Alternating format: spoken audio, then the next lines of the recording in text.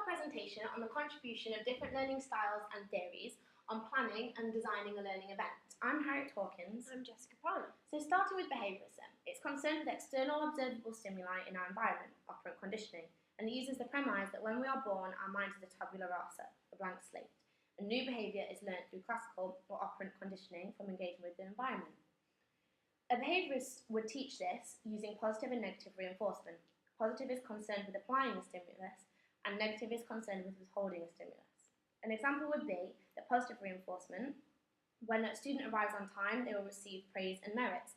Negative reinforcement would be that when a student arrives on time, the threat of detention would be removed, and punishment can be done in two ways, where either something unpleasant is produced or something pleasant is removed. Pavlov did a study when he was looking at salivation in dogs in response to being fed. Every time the food would be served, a bell would sound, and eventually the dog learned that whenever the bell sounded, he would be given food. The dog learned an association between the food and the bell. Next, we're looking at the cognitive approach. It's concerned with meditational processes. It suggests that humans can process the information that they receive by making sense of the world around them. Cognitive processes actively organise the information we receive. Another thought is that humans can be likened to computers in the way we receive, interpret, store and retrieve information.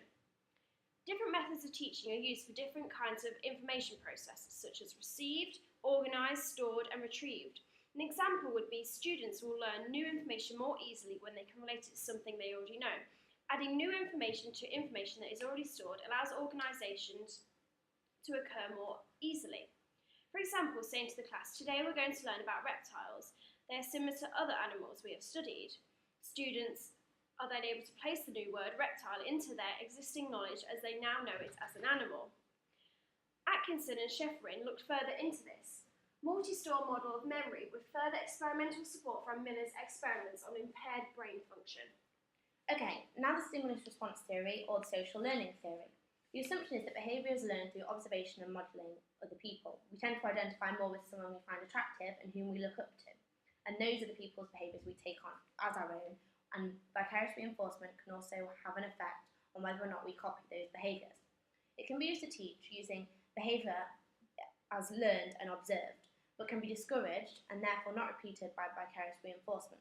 For example, if a teacher is trying to discourage bad behaviour from one student to be copied by others, the teacher may punish the individual displaying the bad behaviour. Students will watch the student have things taken away from him and feel that the consequences of that behaviour are undesirable and so are unlikely to copy this bad behaviour. This is an example of vicarious reinforcement. A scientific study was carried out by Bandura, who conducted the investigation of social behaviours using a Bobo doll. He used a group of boys and girls who were split in three groups. One group watched an adult acting aggressively, another watched a non-aggressive role model, and the third watched a no model. This showed that children learn behaviours such as aggression through watching the behaviour of another person, as that was the behaviour that they copied. Reflectors. They like to look before they leap. They like to collect information and sift through it. They're cautious, thorough people. They prefer to observe rather than take the leap. They are slow to make up their minds, but when they do, their decisions not only on their own knowledge and opinions, but also what they have learnt from watching and listening to others. Teaching. How could they be taught? Sharing experiences or examples, having open topic tasks to cater for all interests, pausing during delivery and lessons to reflect over, using stats, stories, quotes, and applying theories. Scientific study, which Honey and Mumford looked into, quoted, reflectors like to stand back to ponder experiences and observe them from many different perspectives. They collect data, both first-hand and from others, and prefer to think about it thoroughly before coming to a conclusion. Their philosophy is to be cautious. They are thoughtful people who like to consider all possible angles. They prefer to take a back seat in meetings and discussions, and they enjoy observing others in action. They listen to others and get the drift of the discussion before making their own points. Now moving on to theorists. They live in a world of ideas and they have tidy, organised minds. They're not happy until they have got to the bottom of things and explain their observations in terms of basic principles. Using this in teaching, they should provide facts and figures to support theories and lessons, giving a building block delivery, group work and allowing group leaders, having the time and opportunity to question, having case studies to work from, and discussing in lessons. Another study from Honey and Mumford showed that theorists adapt and integrate observations into complex but logically sound theories.